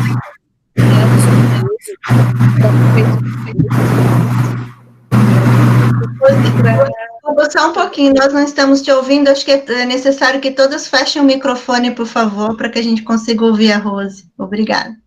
Então, agradecer a Gilca, agradecer a tarde, né? Acho que nos emocionamos, nos alimentamos e tornamos um pouco mais leve, né? Esse momento que temos vivido aqui a partir desse diálogo com a Gilca, né? Gratidão mesmo. Só lembrando que ontem nós encaminhamos um e-mail para todo mundo, todos os participantes do curso, com um questionário que foi construído pela Karine Jolie, a Lídia Coutinho e a Alessandra, com algumas questões que vão poder orientar e ajudar as próximas lives, né? Que é tipo um mapeamento daquilo que nós temos de conhecimento e de recursos nesse momento e de dúvidas que nós temos com relação às produções de audiovisuais. Então, eu gostaria de pedir que quem ainda não respondeu, que faça essa gentileza, porque as questões ali colocadas poderão ajudar a organização do curso e é uma tentativa de poder minimamente atender a expectativa de cada um com relação a esse curso, tá bom? Quem já respondeu, eu agradeço, né? Nós agradecemos e aguardamos as respostas de quem ainda não o fez, tá bom? Com mais aí, boa tarde a todos, né? Bom descanso. Já estamos aqui encerrando o nosso expediente de trabalho, né?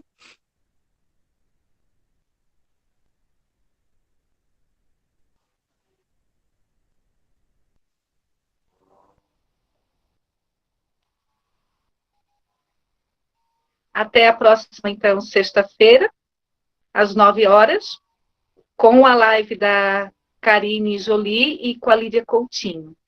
Gilca, um beijão, né? Seguimos aqui no nosso diálogo. Tchau, gente. Tchau, meninas. Boa tarde. Boa tarde, Sandra. E de novo.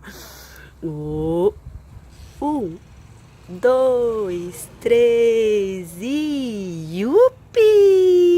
Rodaram, rodaram e fizeram isso várias vezes e de novo e de novo. Verdi cresceu, mas continuava querendo brincar como uma criança. E acabou-se o que era doce, quem comeu arregalou-se.